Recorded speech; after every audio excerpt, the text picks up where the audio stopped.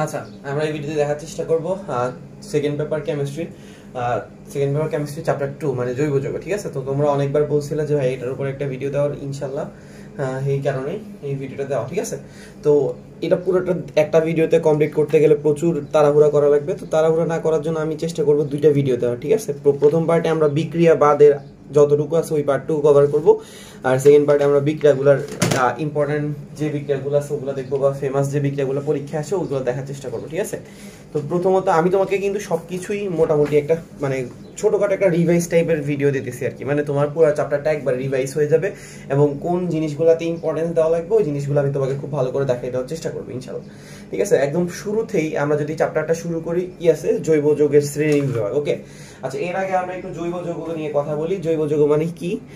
তোমার কি যেগুলোতে কি থাকবে, কার্বন হাইড্রোজেন থাকবে, ওদেরকে আমরা কি বলি, হাইড্রোকার্বন। ঠিক আছে, কার্বন আর হাইড্রোজেন নিয়ে যে যৌগগুলো গঠিত ওগুলোকে কি বলতেছি, হাইড্রোকার্বন। ওকে, আচ্ছা, জৈব যৌগ হচ্ছে কি হাইড্রোকার্বন অথবা হাইড্রোকার্বনের জাতক। জাতক মানে কি, এই CH এর সাথে যে কোনো কিছু হইতে পারে, CHO হইতে পারে, CH এর সাথে N হইতে পারে, CH এর সাথে S হইতে পারে। ঠিক আছে, তার মানে মেইনলি হচ্ছে কি হাইড্রোকার্বন অথবা হাইড্রোকার্বনের জাতকগুলা মিলে কি হইছে তোমার জৈব যৌগ। ঠিক আছে, তো জৈব যৌগটাকে আমরা অনেকগুলো ভাগে ভাগ করতে পারি। আমি তোমাকে ভাগগুলো দেখানোর জন্য কনসেপ্ট বুকের হেল্প নিচ্ছি। ঠিক আছে, তুমি চাইলে মেইন বই থেকেও পড়তে পারো, কারণ কনসেপ্ট বুক দেখানোর কারণ হচ্ছে কি, আমি কনসেপ্ট বুকটা যদি তোমাকে এখানে শো করি তাহলে তোমার লেখাগুলো একটু বড় করে দেখতে পারবা, বইয়ের লেখাগুলো আরো ছোট তো ওই জন্য। আচ্ছা ঠিক আছে, তো প্রথমত আমাদের একটু ভাগগুলো একবার একটু জাস্ট চোখ বুলাই দিচ্ছি। ঠিক আছে, এমন না যে এটা খুব বেশি ইম্পর্টেন্ট না, জৈব যৌগের শ্রেণী বিভাগটা অত ইম্পর্টেন্ট না, তাও একটু দেখাই দিচ্ছি। আচ্ছা, জৈব যৌগ আমরা দুইটা ভাগে ভাগ করি, একটা হচ্ছে অ্যালিফেটিক আর একটা হচ্ছে কি অ্যারোমেটিক। অ্যালিফেটিকটা আবার দুই রকম, একটা হচ্ছে মুক্ত শিকল আর একটা হচ্ছে কি বদ্ধ শিকল। বদ্ধ শিকল দুই রকম, একটা হচ্ছে সুষম চাকরিক আর একটা হচ্ছে বিষম চাকরিক। আচ্ছা, তাহলে একটু আমি তোমাকে কথা বলি। আর অ্যারোমেটিকটাও দুই রকম, সুষম চাকরিক বিষম চাকরিক। একটু কথা বলি। অ্যালিফেটিক শব্দটা আসছিল অ্যালিফার শব্দ থেকে, অ্যালিফার শব্দের অর্থ হচ্ছে চর্বিজাত যৌগ। আর অ্যারোমেটিক শব্দটা আসছিল অ্যারোমা শব্দ থেকে, যেটা অর্থ হচ্ছে সুগন্ধি বা সুগন্ধিজাত। ওকে, আচ্ছা, তার মানে অ্যালিফেটিকটা আবার দুই ভাগে বিভক্ত, একটা হচ্ছে মুক্ত শিকল, একটা হচ্ছে বদ্ধ শিকল। মুক্ত শিকল মানে কি?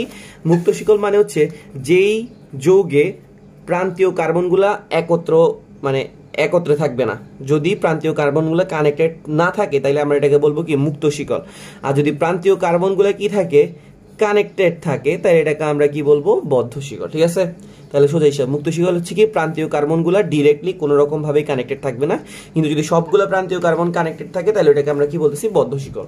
আচ্ছা, বদ্ধ শিকল দুই রকম, একটা হচ্ছে সুষম চাকরিক আর একটা হচ্ছে বিষম চাকরিক। ওকে, সুষম চাকরিক মানে কি? সুষম চাকরিকে কি হবে, সবগুলা চাকরিক মানে তো কি প্রান্তীয় কার্বনগুলো অবশ্যই কি থাকবে, যুক্ত থাকবে।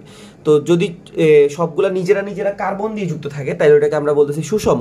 আর যদি কার্বন না এসে একটা হাতে অক্সিজেন চলে আসে বা একটা হাতে নাইট্রোজেন চলে আসে তখন এটাকে আমরা বলতেছি বিষম চাকরিক। ওকে, আর অ্যারোমেটিক যে যৌগগুলো আছে, অ্যারোমেটিক যৌগগুলো সবসময় কি হবে, চাকরিক হবে। ঠিক আছে, অ্যালিফেটিক গুলা শিকল হইতে পারে, মানে মুক্ত শিকল হইতে পারে, আবার চাকরিক বা বদ্ধ শিকল হইতে পারে। ঠিক আছে, কিন্তু অ্যারোমেটিক গুলা শুধুমাত্র কি হবে, চাকরিক। আর চাকরিক তো দুই রকম হয়, একটা হচ্ছে সুষম চাকরিক, একটা হচ্ছে বিষম চাকরিক। আচ্ছা, অ্যারোমেটিক কারা? অ্যারোমেটিক হচ্ছে তারা যারা হাকেল তত্ত্ব মানবে। ঠিক আছে, অ্যারোমেটিক কারা? অ্যারোমেটিকরা হচ্ছে হাকেল তত্ত্ব মানবে। এটা আমরা সামনে আরেকটু ডিটেলসে পড়বো।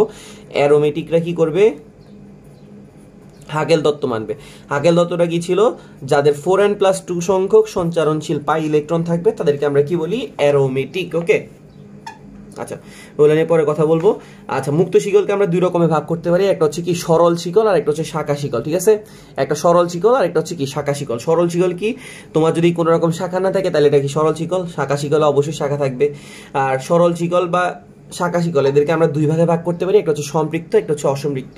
সম্পৃক্ততে কার্বন কার্বন একক বন্ধন থাকবে, অসম্পৃক্ততে কার্বন কার্বন দ্বিবন্ধন অথবা ত্রিবন্ধন থাকবে। ঠিক আছে, আচ্ছা, তো তাইলে আমাদের এখানে শ্রেণী বিভাগ গেল ডান। এখানে আমাদের গুরুত্বপূর্ণ কিছু সংকেত পড়া লাগবে, যে সংকেতগুলো প্রায় পরীক্ষা আসে, যেমন ফিউরান। ফিউরানের সংকেতটা কিরকম? ফিউরানের সংকেতটা হচ্ছে এইরকম, এইরকম। ঠিক আছে, একটা বক্স মানে বোতল টাইপের। ওকে, আচ্ছা, এখানে একটা দ্বিবন্ধন আছে, এখানে একটা দ্বিবন্ধন আছে। তো তোমার কাছে এই জিনিসটা একটু আননোন বা অপরিচিত লাগলেও তোমার আসলে এখানে কি বুঝাইতেছে, প্রত্যেকটা যে ছেদবিন্দু আছে, মানে এই রেখার ছেদবিন্দুতে একটা একটা করে কি আছে জানো, কার্বন আছে। তো কার্বনগুলো না দেখাইলেও চলে, এইটাকে আমরা বলতেছি কি, ফিউরান। ওকে, কি বলতেছি, ফিউরান। ওকে, আচ্ছা, তারপর আছে পিরিডিন। পিরিডিনটা একটু পরে দেখি। থায়োফিন। থায়োফিন কি হবে জানো, এই অক্সিজেনের জায়গায় জাস্ট কি যদি চলে আসে, সালফার চলে আসে, তখন এটার নাম হচ্ছে থায়োফিন। সালফারের গ্রিক নাম হচ্ছে কি, থায়ো। ওকে, তাহলে কি বললাম, এই যে এটা ছিল কি এখানে ডাবল বন্ড, এখানে যখন ও ছিল তখন এটা ছিল ফিউরান, যখন এখানে সালফার আসবে তখন এটা হবে কি থায়োফিন। ওকে, আচ্ছা তারপরে মাঝখানে গিয়েছিল কি পিরিডিন। ওকে, পিরিডিনের সংকেতটা কি রকম? পিরিডিনের সংকেতটা হচ্ছে এই রকম, এখানে কি হবে নাইট্রোজেন। ওকে, এখানে একটা দ্বিবন্ধন, এখানে একটা দ্বিবন্ধন, এখানে একটা দ্বিবন্ধন, এটা কিন্তু বেনজিনের কাছাকাছি। আচ্ছা, তো আমি যে এখানে তিনটা যৌগ আঁকলাম এরা কি সুষমচাক্রিক না বিষমচাক্রিক? দেখো এরা কিন্তু প্রান্তীয় কার্বনগুলো সবগুলো কার্বন দিয়ে যুক্ত না, এখানে সালফার দিয়ে যুক্ত, এখানে অক্সিজেন দিয়ে যুক্ত, এখানে সে কি দিয়ে যুক্ত, নাইট্রোজেন দিয়ে যুক্ত, তাহলে এরা সবগুলা কিন্তু কি বিষমচাক্রিক। ধরো তোমাকে একটা এমসিকিউ দিয়ে দিল যে নিচের কোনটা বিষমচাক্রিক যৌগ, ঠিক আছে, বা নিচের কোনটা বিষমচাক্রিক নয়, বুঝতে পারছো? তাহলে বিষমচাক্রিক কি হবে? প্রান্তীয় কার্বনগুলা অন্য যে কোনো যৌগের সাথে যুক্ত থাকলে এটাকে আমরা কি বলতেছি? বিষমচাক্রিক। আশা করি বুঝতে পারছি।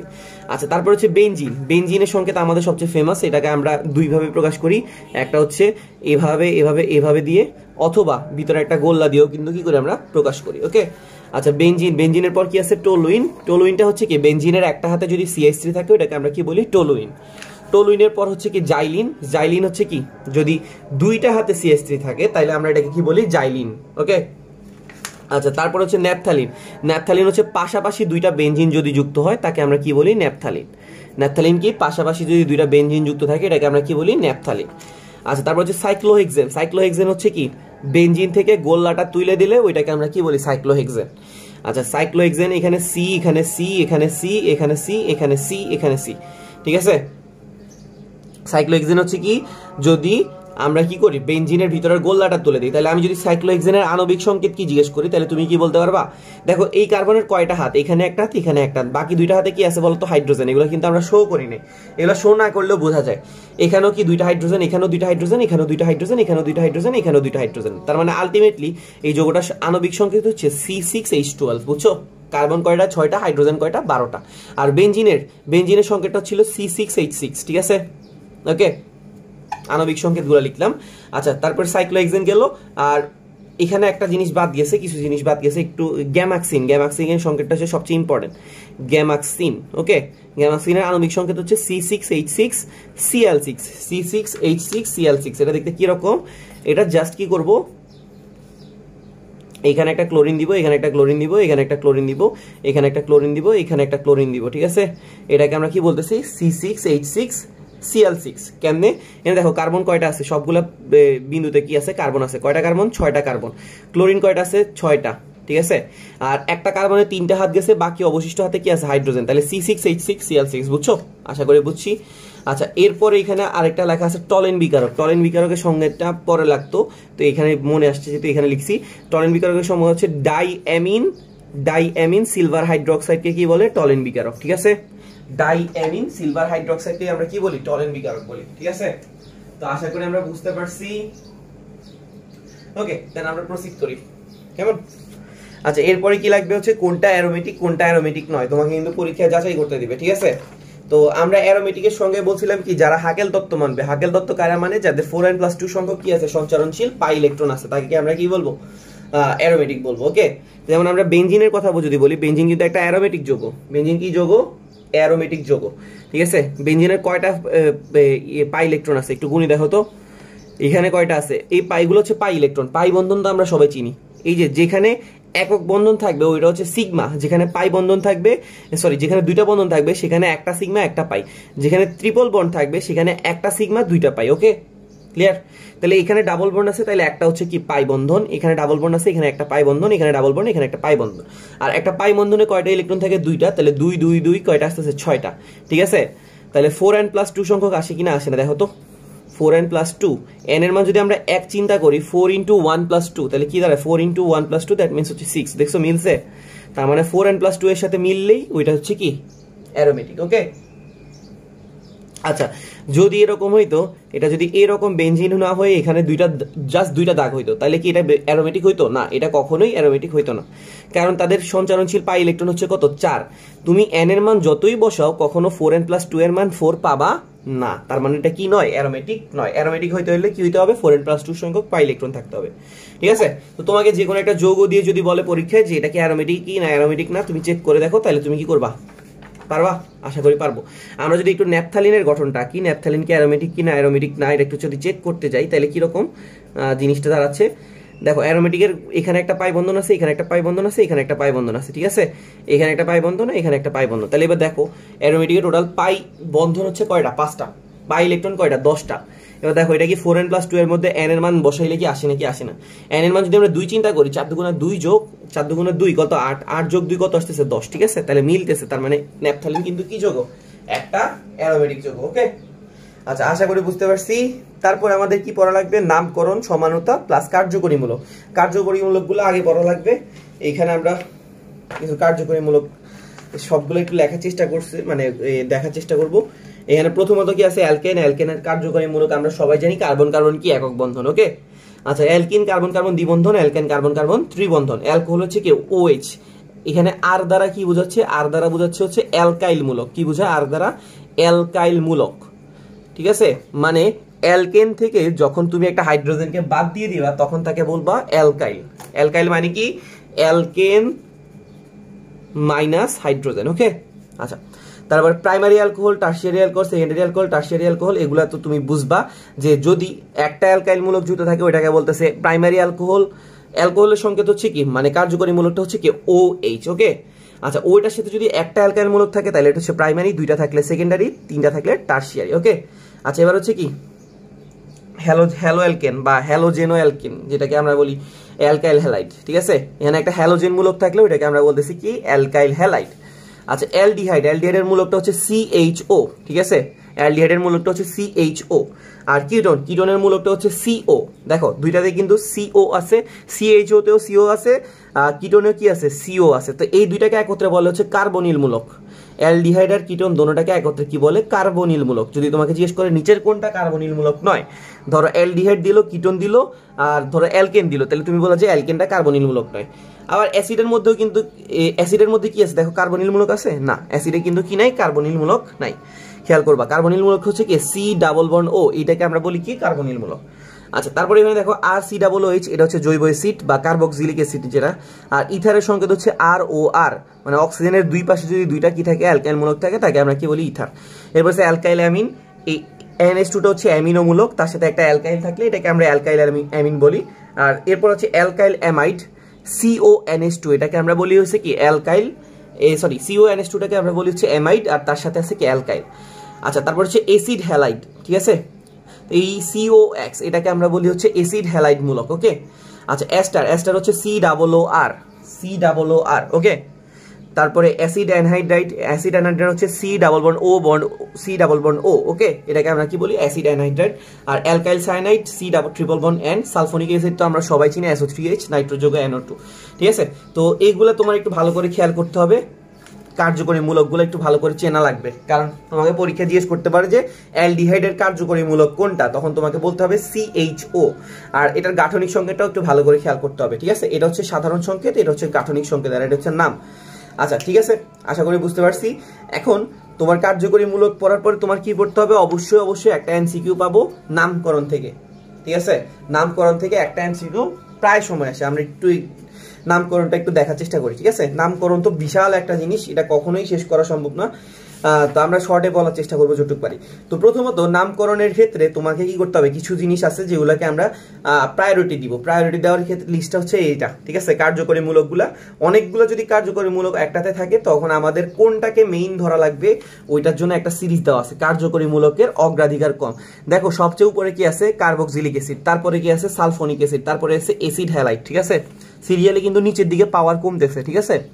হচ্ছে পাওয়ার কার্বক্সিলিক অ্যাসিডের। ওকে, তারপরে হচ্ছে কি CONH2, অ্যাসিড অ্যামাইড, তারপরে আছে সায়ানাইড, তারপরে আছে কি অ্যালডিহাইড, কিটোন, তারপর হাই অ্যালকোহল, তারপর হচ্ছে SH মানে হচ্ছে থায়োল, তারপরে অ্যামিনো, তারপরে আছে কি কার্বন কার্বন দ্বিবন্ধন মানে অ্যালকিন, অ্যালকাইন, তারপর হচ্ছে কি ইথার মূলক, তারপরে ফিনাইল মূলক, ক্লোরো, ব্রোমিন, নাইট্রো আর অ্যালকাইল। ওকে, আচ্ছা তো এইগুলো নিয়ে আর কথা বলতেছি না, আমরা একটু নামকরণের কয়েকটা নামকরণ করি, তাইলে আশা করি আমাদের ক্লিয়ার হবে জিনিসগুলো, ঠিক আছে। নামকরণ আসলে ওই রকম রুল বলতে গেলে আসলে সারাদিন চলে যাবে, আমরা কিন্তু সারাদিনও পড়ে শেষ করতে পারবো না। আমরা জাস্ট একটু কয়েকটা নামকরণ করলে তাইলে আমাদের জিনিসটা ক্লিয়ার হয়ে যাবে।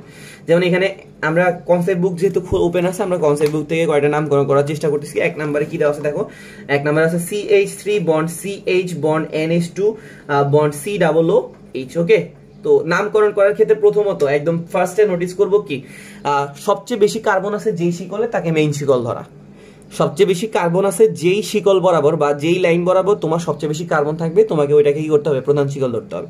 যেমন আমাদের প্রধান শিকল কে হিসেবে কাজ করবে কি এটা, ঠিক আছে। আর তাইলে প্রধান শিকলের বাইরে যে থাকবে সে হচ্ছে কি শাখা শিকল। ওকে, প্রধান শিকলের বাইরে হচ্ছে কি যে থাকবে তাকে আমরা কি বলবো, শাখা শিকল। এখন এখানে কার্যকরীমূলক কয়টা আছে একটু খেয়াল করো। এটা একটা কার্যকরীমূলক, এটা একটা কার্যকরীমূলক, এটা হচ্ছে অ্যামিনোমূলক আর এটা হচ্ছে কার্বক্সিলিক অ্যাসিড মূলক। তো আমরা জানি যে প্রায়োরিটির দিক থেকে সে সবচেয়ে বেশি প্রায়োরিটি কে পাবে, কার্বক্সিলিক অ্যাসিড, কারণ সে সবার সবচেয়ে বেশি পাওয়ার। তাহলে ওরে দিব নাম্বার 1, তারপরে দিব 2, তারপরে দিব হচ্ছে কি 3। ঠিক আছে, কি বললাম, প্রথম স্টেপ হচ্ছে কি সবচেয়ে বেশি কার্বন যেদিকে থাকবে, সবচেয়ে বেশি মানে মেইন শিকল চুজ করার ক্ষেত্রে সবচেয়ে বেশি কার্বন যেই শিকল বরাবর থাকবে ওইটাকে মেইন শিকল ধরা লাগবে, বাকি সবাই কি হবে, শাখা শিকল। আর তোমার কার্যকরীমূলক যদি একাধিক থাকে তাহলে তোমাকে দেখতে হবে যে কে প্রায়োরিটি বেশি বা কার প্রায়োরিটিটা বেশি, ঠিক আছে, তাকে নাম্বার 1 দিয়ে নামকরণ শুরু করতে হবে। দেখো তাহলে আমাদের এখানে যে NH2 মূলকটা আছে যেটাকে আমরা বলতেছি অ্যামিনো মূলক, অ্যামিনো মূলকটা কয় নাম্বারে আছে, 2 নম্বরে। তাহলে এটার নাম হবে 2 অ্যামিনো। এখানে কার্বন আছে কয়টা, 3টা থাকলে এটাকে আমরা বলি প্রোপেন। তাহলে এটা হবে কি প্রোপানোইক অ্যাসিড, কারণ কার্যকরীমূলক মেইন কি আছে, কার্বক্সিলিক অ্যাসিড। ঠিক আছে, তাহলে আমি একটু আবার বলতেছি 2 অ্যামিনো প্রোপানোইক অ্যাসিড। অ্যামিনো কেন, কারণ 2 নাম্বার মূলকে একটা শাখা শিকল আছে যেটা হচ্ছে অ্যামিনো, আর 3টা কার্বন আছে তাই প্রোপেন, আর যেহেতু COOH আছে তাই প্রোপানোইক অ্যাসিড। ওকে, আচ্ছা তারপরে সেকেন্ড যেটা আছে এটা একটু লিখি, CH3 bond CH2 bond CH2 bond CH bracket দিয়ে CH3 খেয়াল করবা, ব্রেকেট দিয়ে যে জিনিসটা দিবে এটা কিন্তু প্রধান শিকলে নাই, সেটা কিভাবে আছে, শাখা শিকলে। এটা বোঝার আরেকটা ওয়ে হচ্ছে, দেখো আমরা জানি যে কার্বনের কয়টা হাত থাকে, কার্বনের সব জায়গায় কয়টা হাত থাকবে, 4টা হাত। খেয়াল করবো, দেখো এই কার্বনের কয়টা হাত, এই সাইডে একটা হাত, এই সাইডে একটা হাত, 2টা হাত গেছে, বাকি 2টা হাত দিয়ে কাকে ধরছে, হাইড্রোজেনকে। এই কার্বনের কয়টা হাত, খেয়াল করো, একটা হাত এখানে আর একটা হাত এখানে, একটা হাতে হাইড্রোজেনকে ধরছে, 3টা হাত, বাকি 4 নাম্বার হাত দিয়ে কারে ধরছে, ওরে ধরছে। তাহলে ওরে তুমি এখান থেকে মুছে ফেলবা, মুছে এখানে নিচে লিখে দিবা। ঠিক আছে, তাহলে এটা কি হয়ে গেল, শাখা শিকল হয়ে গেল।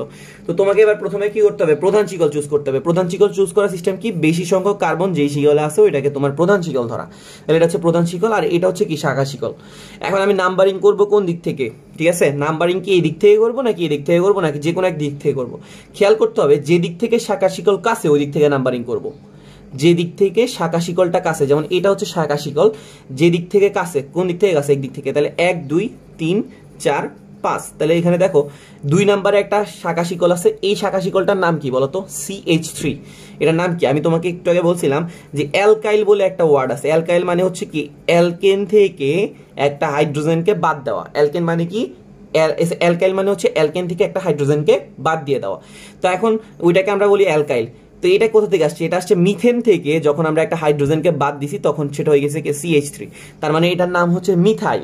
ঠিক আছে, তার মানে এটাকে আমরা কি বলতেছি, মিথাইল। তাহলে এটার নামকরণটা হচ্ছে 2 মিথাইল। কেন 2 মিথাইল, কারণ মিথাইল মূলকটা আছে কয় নাম্বারে, 2 নাম্বারে, 2 মিথাইল। ওকে, আচ্ছা এবার কার্বন আছে টোটাল কয়টা, 5টা যদি কার্বন থাকে তখন এটাকে আমরা বলি কি, পেন্টেন। তাহলে এখন এটার নামকরণটা কি দাঁড়াইছে, 2 মিথাইল পেন্টেন। ঠিক আছে, আচ্ছা তারপর আমরা আরেকটা নামকরণ করতে পারি, কি দিছি, 3 নাম্বারটা CH3 bond CH bond CH3 bond CH2 double bond, CH2 bond CH double bond CH bond CH3। ঠিক আছে, এখানে শাখা শিকলের হিসাব নাই, কারণ এখানে ডিরেক্টলি আমরা দেখতেছি এটা প্রধান শিকল আর এটা কি, শাখা শিকল। আচ্ছা তো এখানে একটু খেয়াল করো, এখন আমাদের কি করতে হবে, নাম্বারিং করতে হবে। নাম্বারিং কি আমি এই দিক থেকে যাব না এই দিক থেকে যাব, আমি একটু আগে তোমাকে বলছিলাম যে দিক থেকে শাখা শিকল কাছে ওই দিক থেকে নাম্বারিং করতে হবে। এখন একটু খেয়াল করো, এখানে কিন্তু শুধু শাখা শিকল নাই, এখানে একটা ডাবল বন্ড আছে। ডাবল বন্ড মানে হচ্ছে দ্বিবন্ধন।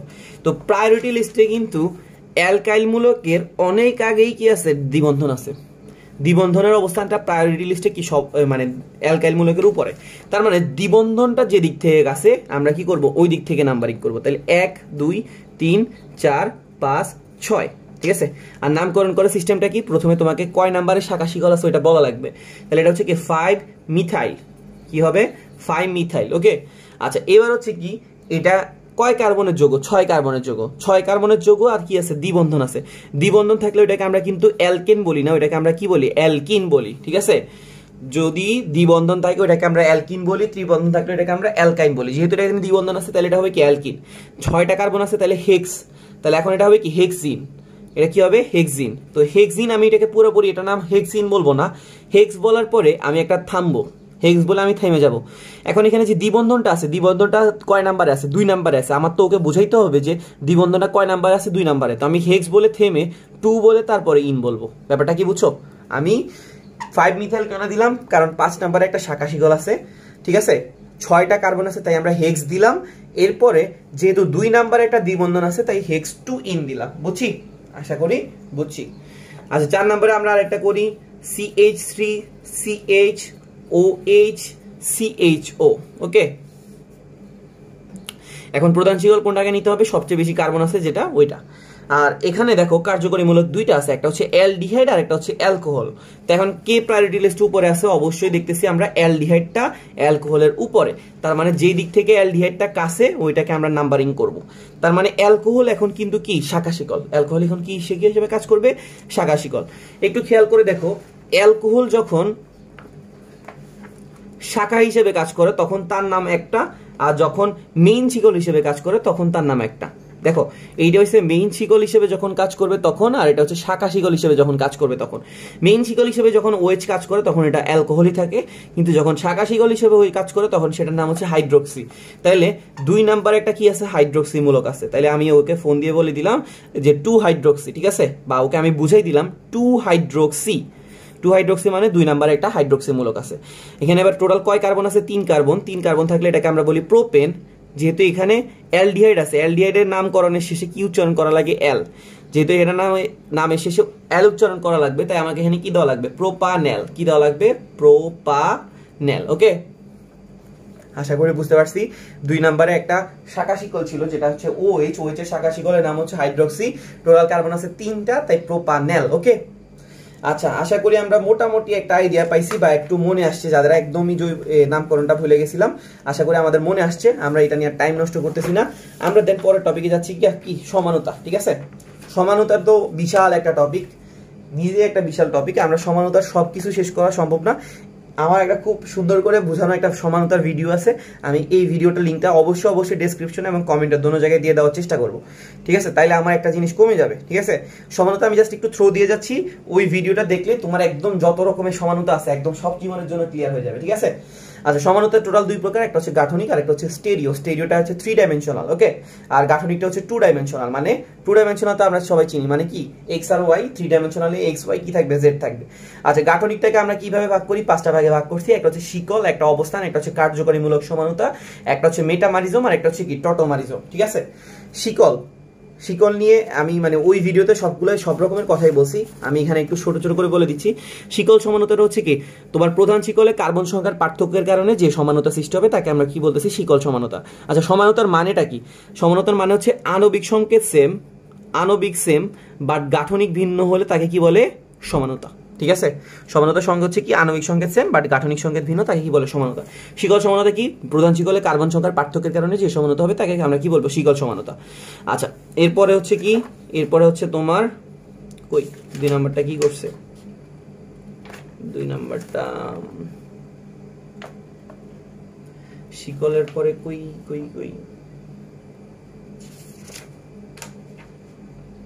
খুঁজে পাইতেছি না, আমি এখান থেকেই তোমাকে বলে দিই। আচ্ছা অবস্থান সমানতা। অবস্থান সমানতা হচ্ছে কি কার্যকরী মূলকের কার্বনের উপর মানে কার্বন নাম্বারের উপরে কার্যকরী মূলকের পার্থক্যের কারণে যে সমানতা সৃষ্টি হচ্ছে ওটাকে কি বলতেছে? অবস্থান সমানতা। আচ্ছা কার্যকরী মূলক সমানতা। কার্যকরী মূলক সমানতা হচ্ছে সবচেয়ে ইম্পর্টেন্ট। কার্যকরী মূলকের ভিন্নতার কারণে যে সমানতা সৃষ্টি হয় তাকে কি বলতেছে? কার্যকরীমূলক সমানতা। আর মেটামারিজম হচ্ছে কি কার্যকরী মূলকের উভয় পাশে কার্বনের সংখ্যার পার্থক্যের কারণে যে সমানতা সৃষ্টি হয় তাকে আমরা বলি মেটামারিজম। টটোমারিজম হচ্ছে কি গতিশীল কার্যকরীমূলক সমানতা। এটা কিন্তু কার্যকরীমূলক সমানতার আরেক ভাই। ঠিক আছে, গতিশীল অবস্থা থাকলে এটাকে আমরা কি বলি? টটোমারিজম। জিনিসটা আমি আবার একবার সামারি করি।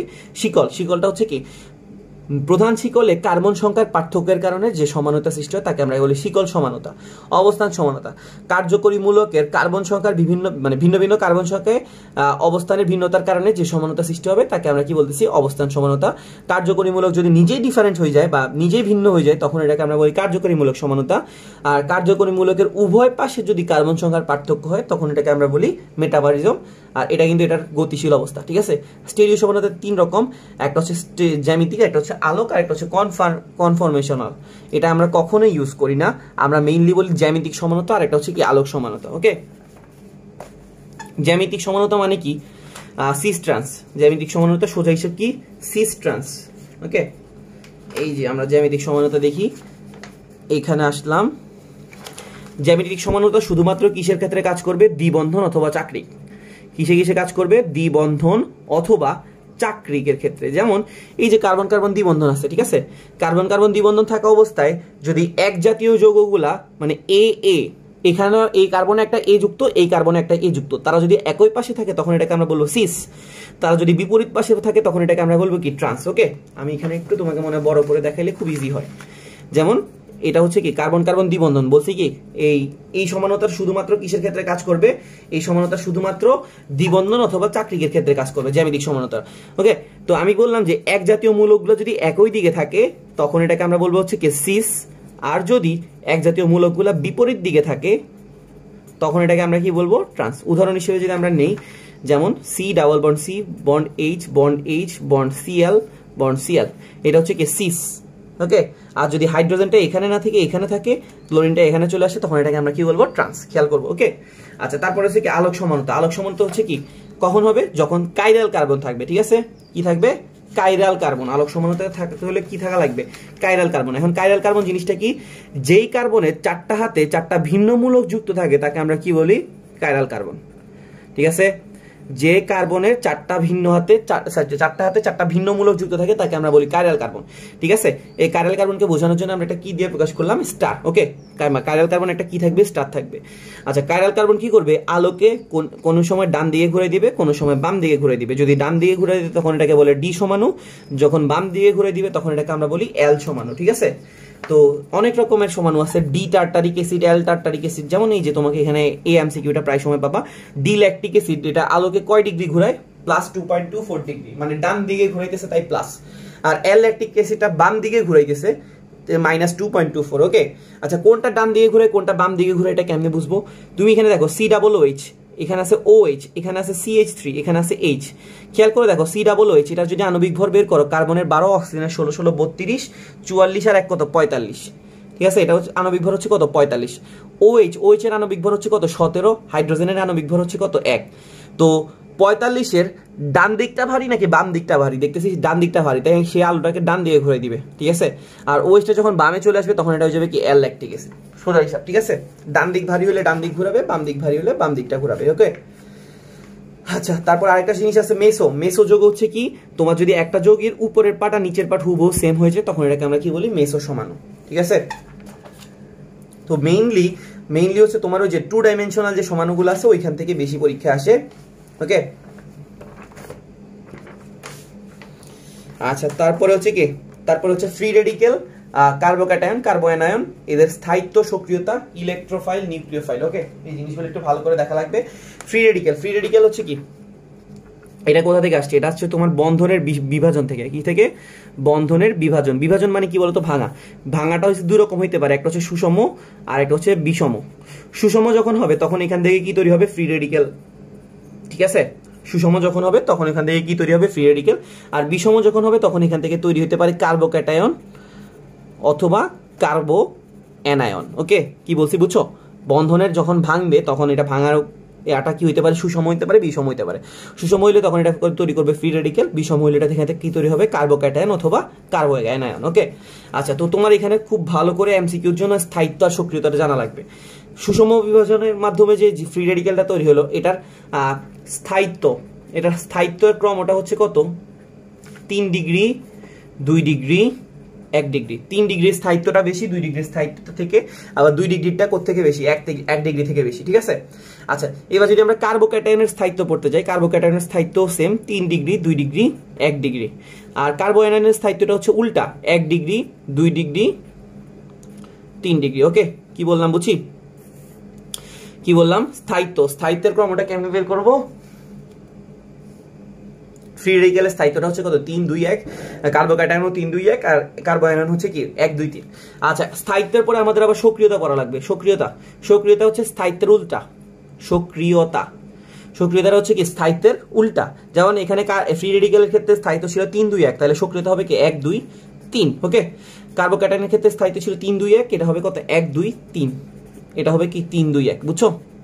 আশা করি বুঝছি। আমি এগুলোর ব্যাখ্যাতে গেলাম না, কারণ এমনি অলরেডি ভিডিও প্রচুর বড় হইতেছে, আরো বড় করার কোনো ইচ্ছে নেই। আচ্ছা, তারপরে হচ্ছে কি ইলেকট্রোফাইল আর নিউক্লিওফাইল। ইলেকট্রোফাইল হচ্ছে কি? ইলেকট্রোফাইল অনেকে এটা গোলাই ফেলে। ইলেকট্রোফাইল হচ্ছে কি? ইলেকট্রনের প্রতি যার আকর্ষণ থাকে। ইলেকট্রোফাইল মানে হচ্ছে কি? ইলেকট্রনের প্রতি যার কি থাকবে? আকর্ষণ থাকবে। আর নিউক্লিওফাইল মানে কি? নিউক্লিয়াসের প্রতি যার আকর্ষণ থাকবে। সোজা হিসাব। ইলেকট্রোফাইল মানে কি? ইলেকট্রনের প্রতি যার আকর্ষণ। নিউক্লিওফাইল মানে হচ্ছে কি? নিউক্লিয়াসের প্রতি যার আকর্ষণ। আচ্ছা, এখন বলো তো, ইলেকট্রনের প্রতি যার আকর্ষণ থাকবে সে কি পজিটিভ চার্জ যুক্ত হবে না নেগেটিভ চার্জ যুক্ত হবে? অবশ্যই ইলেকট্রোফাইল যারা আছে তারা সবাই পজিটিভ চার্জ যুক্ত। কেন? কারণ তাদের আকর্ষণটা হচ্ছে কার প্রতি? ইলেকট্রনের প্রতি। আর নিউক্লিওফাইল গুলো নিউক্লিয়াসকে আকর্ষণ করে। নিউক্লিয়াস হচ্ছে পজিটিভ, তার মানে নিউক্লিওফাইল গুলো অবশ্যই কি হবে? নেগেটিভ। ওকে, আচ্ছা, তোমাকে আমি কিছু ইলেকট্রোফাইল আর কিছু নিউক্লিওফাইল একটু দেখানোর চেষ্টা করি, কারণ এগুলো তোমার লাগবে, ঠিক আছে? একটু খুঁজে পাইতে খবর হয়ে যাবে না? পাইছি। এখানে দেখো ইলেকট্রোফাইল গুলো আমরা বলছিলাম কি হবে? পজিটিভ হবে। কেন? কারণ ইলেকট্রোফাইল হচ্ছে কি? যারা ইলেকট্রনের প্রতি আকর্ষণ শো করে, ঠিক আছে? এখন ইলেকট্রনের প্রতি আকর্ষণ শো করবে যারা, তারা অবশ্যই পজিটিভ হবে। আচ্ছা, কিন্তু ইলেকট্রোফাইল গুলো আবার পজিটিভ হইতে পারে, প্রশম হইতে পারে, ঠিক আছে? ইলেকট্রোফাইল গুলো কি হইতে পারে? পজিটিভ হইতে পারে, প্রশম হইতে পারে, কিন্তু কখনোই ইলেকট্রোফাইল গুলো নেগেটিভ হবে না। যেমন আমাদের এখানে H+, H3O+, NO2+, NO+, ঠিক আছে? আর প্রশমী ইলেকট্রোফাইল হিসেবে কে কাজ করে? BF3, BCl3, AlCl3, ঠিক আছে? ZnCl3। এখানে কিন্তু একটা এমসিকিউ প্রায় সময় আসে, AlCl3 কি হিসেবে কাজ করে? সে কি ইলেকট্রোফাইল না নিউক্লিওফাইল? এটা একটু তোমাকে আমি দেখানোর চেষ্টা করি, কারণ এটা যেহেতু ইম্পর্টেন্ট, আমার দেখানো মনে হইতেছে দরকার। AlCl3 কি হিসেবে কাজ করে? ইলেকট্রোফাইল না নিউক্লিওফাইল? এটা একটু তোমাকে দেখাই। AlCl3 এটার একটু হিসাবটা দেখো। অ্যালুমিনিয়ামের শেষ কক্ষপথে কয়টা ইলেকট্রন আছে? 3টা। ক্লোরিনের সাথে শেয়ার করছে কয়টা? 3টা। তাহলে অ্যালুমিনিয়ামের টোটাল ইলেকট্রন দাঁড়াইলো কয়টা? 6টা। অষ্টক পূর্ণের জন্য অ্যালুমিনিয়ামের ইলেকট্রন লাগবে কয়টা? 8টা। তার মানে তার আরো কয়টা ইলেকট্রন লাগবে? 2টা। তার মানে সে ইলেকট্রনের প্রতি কি শো করতেছে? আকর্ষণ শো করতেছে। ইলেকট্রনের প্রতি যে আকর্ষণ শো করে তার নামই হচ্ছে কি? ইলেকট্রোফাইল। ব্যাপারটা কি বুঝছি নাকি বুঝি নেই?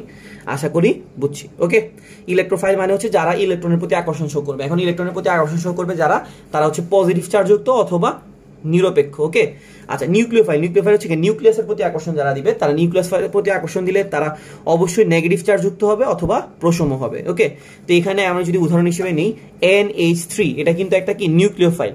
কেন নিউক্লিওফাইল? কারণ তারা এখানে কি আছে? Lone pair electron. খেয়াল করবা, লোন পেয়ার ইলেকট্রন যেখানে হবে তারাই কি হবে? নিউক্লিওফাইল। নিউক্লিওফাইল গুলো কি হয়? নেগেটিভ চার্জ যুক্ত হয়, অথবা তাদের কি থাকবে? লোন পেয়ার ইলেকট্রন থাকবে। যেমন ওর লোন পেয়ার ইলেকট্রন আছে কয়টা? 2টা, ঠিক আছে? মানে তার এক্সট্রা ইলেকট্রন আছে, সে তো অবশ্যই কি করবে? নিউক্লিয়াসের প্রতি আকর্ষণ শো করবে, কারণ নিউক্লিয়াস হচ্ছে কি? পজিটিভ, আর তার কাছে ইলেকট্রন আছে, তাই সে কি হচ্ছে? নেগেটিভ। ওকে, আশা করি আমরা বুঝতে পারছি, ঠিক আছে? তো এই জিনিসটা খুব ভালো করে খেয়াল করবা, ইলেকট্রোফাইল কোনগুলা, নিউক্লিওফাইল কোনগুলা, এমসিকিউতে প্রায় সময় দিতে পারে। ওকে, আচ্ছা, তারপরে হচ্ছে কি? আমরা বিক্রিয়ার মেকানিজম নিয়ে একটু কথা বলবো। মেকানিজমের মধ্যে আছে মার্কটিকভ, অ্যান্টিমার্কটিকভ, ওজন সংযোজন, SN1 SN2 এর সক্রিয়তা, আর সাইজেফ। ওকে,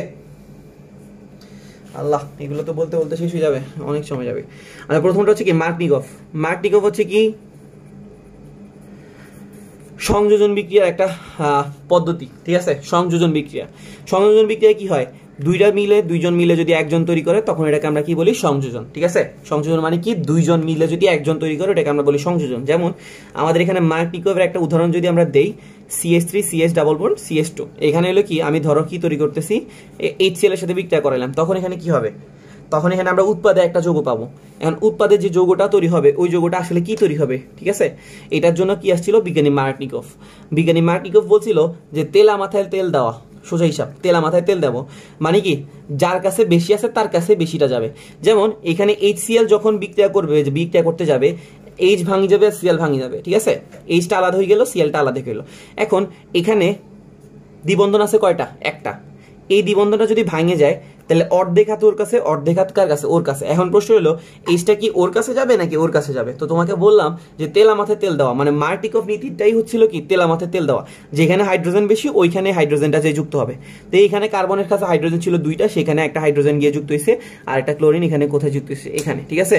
তাহলে এটাই হচ্ছে আমাদের মেইন উৎপাদ। তাহলে CH3 CH Cl আর এটা হয়ে গেছে কি CH3, এটাই কি ছিল মার্কনিকভ নীতি। ওকে, আচ্ছা এখন এটার অপোজিট একটা আছে যেটাকে আমরা বলি অ্যান্টি মার্কনিকভ নীতি। এটা কখন কাজ করবে, যখন তুমি এখানে কি ইউজ করবা, হাইড্রোজেন পারঅক্সাইড ইউজ করবা। কি ইউজ করবা, হাইড্রোজেন পারঅক্সাইড ইউজ করলে তখন তেলা মাথায় তেল দেওয়ার উল্টা ঘটনা ঘটবে। তখন হবে কি, যেখানে হাইড্রোজেন কম সেখানে গিয়ে হাইড্রোজেনটা যুক্ত হবে, ঠিক আছে? আর যেখানে হাইড্রোজেন বেশি ওইখানে অন্য জিনিসটা যাই যুক্ত হবে। ব্যাপারটা কি বুঝছো? তখন এখানে উৎপাদ হবে হিসেবে কাজ করবে কি CH3 CH2 বন্ড CH2Cl, ঠিক আছে? কি বললাম, মার্কনিকভ আর অ্যান্টি মার্কনিকভ আলাদা করতে পারছি? আশা করি আমরা আলাদা করতে পারছি। আমি আবার বলতেছি, মার্কনিকভ অ্যান্টি মার্কনিকভ হচ্ছে কি বিক্রিয়া, সংযোজন বিক্রিয়া। আর সংযোজন বিক্রিয়া হচ্ছে দুইটা মিলে একটা তৈরি করবে। তো দুইটা মিলে যখন একটা তৈরি করতে যাবে তখন এখানে এরা যখন আলাদা হচ্ছে H আর Cl, তখন এখানে দ্বিবন্ধন ভাঙলে অর্ধেক হাত ওর কাছে, অর্ধেক হাত ওর কাছে। তো হাইড্রোজেনটা কার কাছে যাবে, যেখানে হাইড্রোজেন বেশি ছিল তার কাছে যাবে। এটা ছিল মার্কনিকভ নীতি। আর অ্যান্টি মার্কনিকভ হচ্ছে উল্টাটা, যেখানে হাইড্রোজেন কম ওইখানে হাইড্রোজেনটা যাবে। ওকে, আচ্ছা তারপর হচ্ছে কি ওজন সংযোজন। ওজন সংযোজন হবে কিসে, ওজন সংযোজন হবে তোমার শুধুমাত্র যেখানে দ্বিবন্ধন আছে অথবা ত্রিবন্ধন আছে, মানে অ্যালকিন অথবা অ্যালকাইনের সংযোজন বিক্রিয়া। আর এখানে যে যৌগটা ছিল এটা কি ছিল, এটাও অ্যালকিনের জন্য ছিল, ঠিক আছে?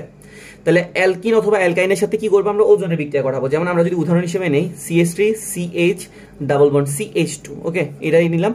এটাতে আমরা ওজন সংযোজন করতেছি। এখন ওজন সংযোজন করার সিস্টেমটা হচ্ছিল কি, তুমি প্রথমে কি করবা, CH3 CH দিয়ে ঘর বানাই ফেলবা। কেমনে ঘর বানাই, এখানে একটা O দিবা, এখানে একটা O দিবা, এখানে একটা O দিবা, ঠিক আছে?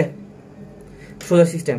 কয়টা ও ছিল, তিনটা ও এর মধ্যে একটা ও কেমনে গেছে দেখো, এখান দিয়ে একটা ও, এখান দিয়ে আবার বাকি দুইটা ও কিভাবে গেছে, এইভাবে। তো উৎপাদ হিসেবে তুমি কি পাবা, উৎপাদ হিসেবে পাওয়ার জন্য তুমি এখানে একটা ভাঙন দিবা, এখানে একটা ভাঙন দিবা, ঠিক আছে? তো ভাঙন, এখানে একটা ভাঙন, এখানে একটা ভাঙন দিলে তোমার উৎপাদে কি আসতেছে, উৎপাদে আসতেছে একটা আসতেছে CH3 CHO, কি আসতেছে CH3 CHO, আর আরেকটা আসতেছে কে CH2O, আরেকটা আসতেছে কে CH2O, ঠিক আছে? তাহলে তোমাকে যদি এরকম একটা যৌগের সাথে ওজন বিক্রিয়া করে কি উৎপাদে পাওয়া, ওটা যদি তোমাকে বের করতে বলে তাহলে বের করতে পারবো? আশা করি কি করব, প্রথমে এই যৌগের যে দ্বিবন্ধন যেখানে আছে, খেয়াল করবো দ্বিবন্ধন যেখানে আছে তুমি ওইখানে ঘর আঁকিয়ে দিবা, 3টা অক্সিজেন দিয়ে ঘর আঁকবা, আঁকার পরে ভাঙ দিও, ভাঙলে যেটা পাবো ওটা উৎপাদ। ওকে, আশা করি বুঝতে পারছি। আচ্ছা তারপর হচ্ছে কি SN2 আর SN1, ওইটার বিক্রিয়ার মেকানিজম লাগবে না, জাস্ট তোমার কি করা লাগবে, সক্রিয়তা একটু ভালো করে খেয়াল করা লাগবে। SN1 আর SN2 এর সক্রিয়তা, ঠিক আছে? SN1 আর SN2 এর সক্রিয়তা একটু খেয়াল করতে হবে। SN1 এর সক্রিয়তাটা হচ্ছে কি, SN1 এর সক্রিয়তাটা হচ্ছে 321, ঠিক আছে? SN1 এর সক্রিয়তা হচ্ছে 3210, মানে 3 ডিগ্রি, 2 ডিগ্রি, 1 ডিগ্রি আর কিছু নাই, ওইটাকে আমরা শূন্য বলতেছি। আচ্ছা ডিগ্রিগুলোর মানে তো বুঝতেছো, ডিগ্রি মানে কি, যতগুলো অ্যালকাইল মূলক থাকবে তত ডিগ্রি। আমি আগে একটু বলতে ভুলে গেছিলাম, যতগুলো অ্যালকাইল মূলক থাকবে, আমরা ওই অ্যালকোহলের শুরুতে বলে আসছিলাম যখন আমরা কার্যকরী মূলক পড়তেছিলাম, 3টা অ্যালকাইল থাকলে 3 ডিগ্রি, 2টা অ্যালকাইল থাকলে 2 ডিগ্রি, একটা অ্যালকাইল। তাহলে SN1 এর সক্রিয়তা ক্রম হচ্ছে 3 ডিগ্রি, 2 ডিগ্রি, 1 ডিগ্রি। আচ্ছা তারপর হচ্ছে কি SN2 এর সক্রিয়তাটা হচ্ছে কি 0 1 2 3, কিছু না থাকলে ওটাকে আমরা বলতেছি শূন্য, মানে অ্যালকাইল মূলক যদি নাই থাকে তখন এটাকে আমরা বলতেছি শূন্য, ঠিক আছে? তারপর হচ্ছে একটা থাকলে 1, দুইটা থাকলে 2, তিনটা থাকলে 3, ঠিক আছে? আচ্ছা তাইলে আমরা আশা করি বুঝতে পারছি। SN1 এর সক্রিয়তা হচ্ছে 3210 আর SN2 হচ্ছে 0123। ওকে, আচ্ছা লাস্টে কি আছে সায়াজেফটা কি ছিল, সায়াজেফটা হচ্ছে কি, সায়াজেফটা আসছে হলো কি অপসারণ বিক্রিয়ার জন্য। কোন বিক্রিয়া, অপসারণ। অপসারণ মানে কি, আলাদা করা। কাজ করে মেইনলি অপসারণ বিক্রিয়ার ক্ষেত্রে।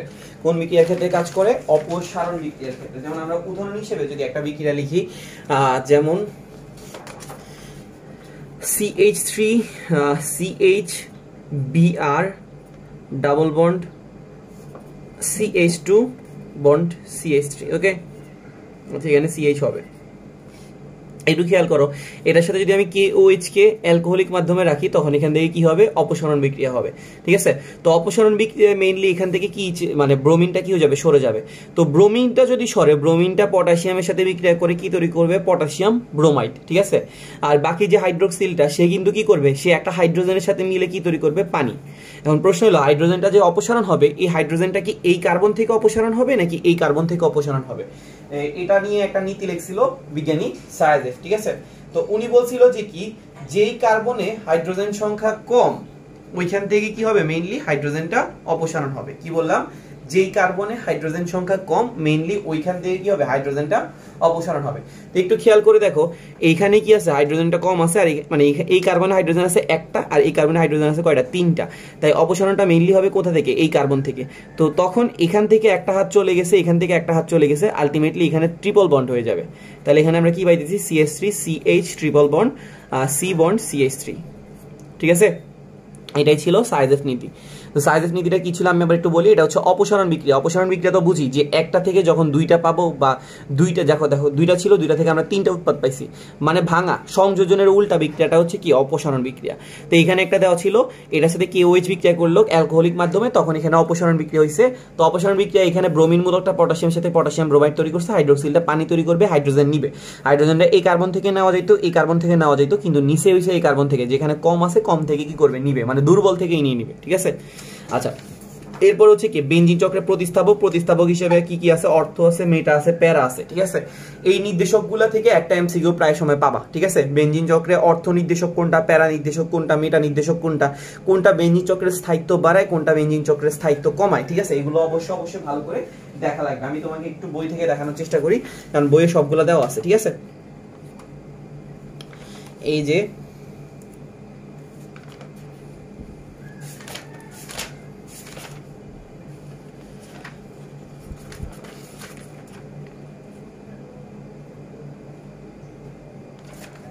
আচ্ছা এখানে দেওয়া আছে দেখো, অর্থ নির্দেশক, অর্থ প্যারা নির্দেশক হচ্ছে কি, হাইড্রোক্সিল অ্যামিনোমূলক, তারপরে NHCH3 NCH3 ডাবল বন্ড, মানে এটা হচ্ছে 1 ডিগ্রি অ্যামিন 2 ডিগ্রি অ্যামিন। ঠিক আছে, অ্যাসিডোফেনন অক্সিজেন। ঠিক আছে, এগুলো হচ্ছে কি, অর্থ প্যারা নির্দেশক। তোমাকে এগুলো অবশ্যই ভালো করে কি করতে হবে, মুখস্থ রাখতে হবে।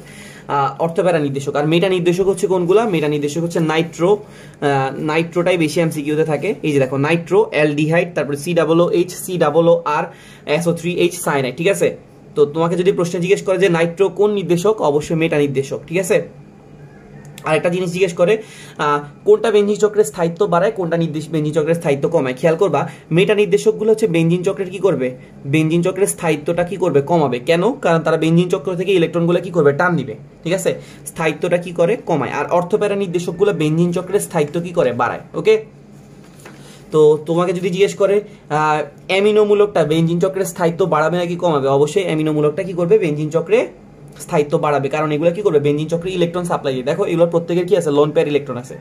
আচ্ছা, অর্থপ্যারা নির্দেশকের একটা ভালো লক্ষণ হইতেছে কি, সব ম্যাক্সিমামের কি আছে, লোন পেয়ার ইলেকট্রন আছে। আর মেটা নির্দেশকের কি থাকবে না, কোনো রকম লোন পেয়ার ইলেকট্রন থাকবে না। ওকে, আচ্ছা তারপরে তোমার কি পড়া লাগবে, অ্যালকাইলেশন, অ্যাসাইলেশন, নাইট্রেশন, সালফোনেশন। এই বিক্রিয়ার থেকেও তোমার ইম্পর্টেন্ট পড়া লাগবে হচ্ছে প্রভাবকগুলা। ঠিক আছে, আমি ওগুলা লিখে দেখাইতেছি না, এমনি বিক্রিয়া বড় হয়েছে। আচ্ছা, প্রতিস্থাপন বিক্রিয়া প্রথমটা হচ্ছে কি, নাইট্রেশন। ঠিক আছে, তোমার কি করতে হবে, বেনজিনের সাথে নাইট্রিক অ্যাসিড বিক্রিয়া করবো। ওকে, আমি একটু তোমাকে এখানে দেখানোর চেষ্টা করি। বেনজিনের সাথে দেখাবো না বলেও দেখাই ফেলেছি। বেনজিন চক্রের বেনজিনের সাথে কি করবে, নাইট্রিক অ্যাসিড বিক্রিয়া করবে। বিক্রিয়া করলে এখান থেকে কি তৈরি করবে, এখান থেকে তোমার নাইট্রোবেনজিন তৈরি করবে, আর কি তৈরি করবে, পানি। ঠিক আছে, কি তৈরি করবে, পানি। কেমনে হয়েছে আমি তোমাকে একটু বলি। HNO3 এটাকে যদি আমরা ভাঙাই, তখন এখান থেকে আমরা কি পাই, এখানে আমরা পাই OH আর NO2। তো এই কার্বনে কি আছে, একটা হাইড্রোজেন আছে না, এই হাইড্রোজেনটা যখন সরে যাবে তখন এটা OH এর সাথে মিলে কি তৈরি করবে, H2O তৈরি করবে।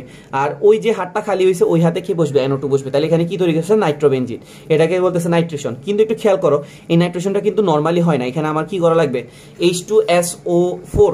ঠিক আছে। সালফিউরিক অ্যাসিডটাকে কি করা লাগবে, প্রভাবক হিসেবে দেওয়া লাগবে কত ডিগ্রি সেলসিয়াস তাপমাত্রায়, 50 থেকে 60 ডিগ্রি সেলসিয়াস তাপমাত্রা, ঠিক আছে। নাইট্রেশনে কিন্তু খালি নাইট্রিক অ্যাসিড দিলে হবে না, নাইট্রিক অ্যাসিডটা গাঢ় নাইট্রিক অ্যাসিড হইতে হবে এবং তোমাকে প্রভাবক হিসেবে কাকে রাখতে হবে, গাঢ় সালফিউরিক অ্যাসিড রাখতে হবে, ঠিক আছে, কারণ এই বিক্রিয়ায় সালফিউরিক অ্যাসিড একটা প্রভাব আছে, ঠিক আছে। আচ্ছা, এরপর হচ্ছে সালফোনেশন। সালফোনেশন মানে কি, বেনজিনের সাথে সালফিউরিক অ্যাসিড বিক্রিয়া করে সালফাইড যুক্ত হয়ে যাবে, ঠিক আছে। তো বিক্রিয়াটা এখানে দেওয়া আছে, দেখো বেনজিন প্লাস সালফিউরিক অ্যাসিড বিক্রিয়া করে বেনজিন সালফোনিক অ্যাসিড তৈরি করছে, আর কি তৈরি করছে, পানি। সেম টাইপের বিক্রিয়া, বেনজিনের সাথে কি করছে, তোমার H2SO4 বিক্রিয়া করতেছে। বিক্রিয়া করলে কি তৈরি করবে, H2SO4 কে যদি ভাঙাই আমরা কি পাবো, OH পাবো আর SO3H পাবো, ঠিক আছে। তো বেনজিনে SO3H টা যুক্ত হইলো আর H আর OH মিলে কি তৈরি করে ফেললো, পানি, ঠিক আছে। আচ্ছা, এটা ছিল তোমার সালফোনেশন। তারপর হচ্ছে কি অ্যালকাইলেশন। অ্যালকাইলেশনটা কেমনে, অ্যালকাইলেশন বেনজিনের সাথে ধরো কি করলো, একটা অ্যালকাইল মূলক যুক্ত হওয়াটাকে কি বলে, অ্যালকাইলেশন। যেমন এখানে বেনজিনের সাথে CH3Cl, এটাকে আমরা বলি অ্যালকাইল হ্যালাইড। এটা যদি বিক্রিয়া করে, তোমাকে এখানে প্রভাবকটা খুব ভালো করে পড়া লাগবে, শুষ্ক অ্যালুমিনিয়াম মানে অনাদ্র অ্যালুমিনিয়াম ক্লোরাইড, ঠিক আছে। প্রভাবকটা খুব ভালো করে পড়া লাগবে, কারণ এটা মাঝে মাঝে জিজ্ঞেস করে। অনাদ্র অ্যালুমিনিয়াম ক্লোরাইডের উপস্থিতিতে বেনজিন যদি কি করে, একটা অ্যালকাইল হ্যালাইডের সাথে বিক্রিয়া করে, তখন এখানে তৈরি করবে কে, অ্যালকাইল বেনজিন তৈরি করবে। মানে এই হাতের মধ্যে যে CH3টা যুক্ত হয়ে যাবে, আর এখান থেকে যে হাইড্রোজেনটা আসছে ওটা ক্লোরিনের সাথে কি তৈরি করবে, HCl, ঠিক আছে। এটাকে বলতেছে কি, এটাকে আমরা কি বলি, টলুইন, ঠিক আছে। তাহলে দেখো, বেনজিন অ্যালকাইল হ্যালাইডের সাথে বিক্রিয়া করে অ্যালকাইল বেনজিন তৈরি করার বিক্রিয়াটাকে আমরা কি বলি, ফিরেলক্রাফট অ্যালকাইলেশন। আর এখানে তোমার কি প্রভাবক ইউজ করা হয়, অনাদ্র অ্যালুমিনিয়াম ক্লোরাইড, ওকে। আচ্ছা, তারপর হচ্ছে কি অ্যাসাইলেশন, ঠিক আছে। তারপর হচ্ছে কি অ্যাসাইলেশন। অ্যাসাইলেশনটা কি রকম, বেনজিন কি করবে, অ্যাসাইল মূলকের সাথে বিক্রিয়া করবে। অ্যাসাইল মূলকটা দেখতে কি রকম জানো, RC ডাবল বন্ড ও, এটাকে আমরা বলতেছি কি অ্যাসাইল মূলক, ঠিক আছে। এটার সাথে যখন বিক্রিয়া করবে, তখন এখানে আমরা উৎপাদে কি পাবো, উৎপাদে পাবো বেনজিন C ডাবল বন্ড ও বন্ড R, আর এখানে যে হাইড্রোজেনটা আছে এটা হ্যালোজেনের সাথে বিক্রিয়া করে কি তৈরি করবে, HX, ওকে। এটাকে আমরা বলতেছিলাম অ্যাসাইলেশন। এখানেও কিন্তু প্রভাবক হিসেবে কি ইউজ করা লাগবে, অ্যালুমিনিয়াম ক্লোরাইড, অনাদ্র, ঠিক আছে। তো আশা করি আমরা বুঝতে পারছি। আমরা নেক্সট পার্টটাতে ইনশাল্লাহ সবগুলো যতগুলো বিক্রিয়া আছে ওই বিক্রিয়াগুলো ইম্পর্টেন্টগুলো অবশ্যই কভার করার চেষ্টা করবো। চ্যানেলে যারা নতুন অবশ্যই সাবস্ক্রাইব করবা, ইনশাল্লাহ আমি কালকের মধ্যে ভিডিওটা দেওয়ার চেষ্টা করবো, ঠিক আছে। তো দোয়া করো, কোনো সমস্যা হলে জানাইতে পারো, আর ভুল টুত্রি হলে অবশ্যই ক্ষমা সুন্দর দৃষ্টিতে দেখো। চ্যানেলে নতুন অবশ্যই সাবস্ক্রাইব করবা, লাইক করবা, শেয়ার করবা, Facebook group page, Telegram group, সবকিছু লিঙ্ক তুমি ডেসক্রিপশনে পাবা, ঠিক আছে। আল্লাহ হাফেজ।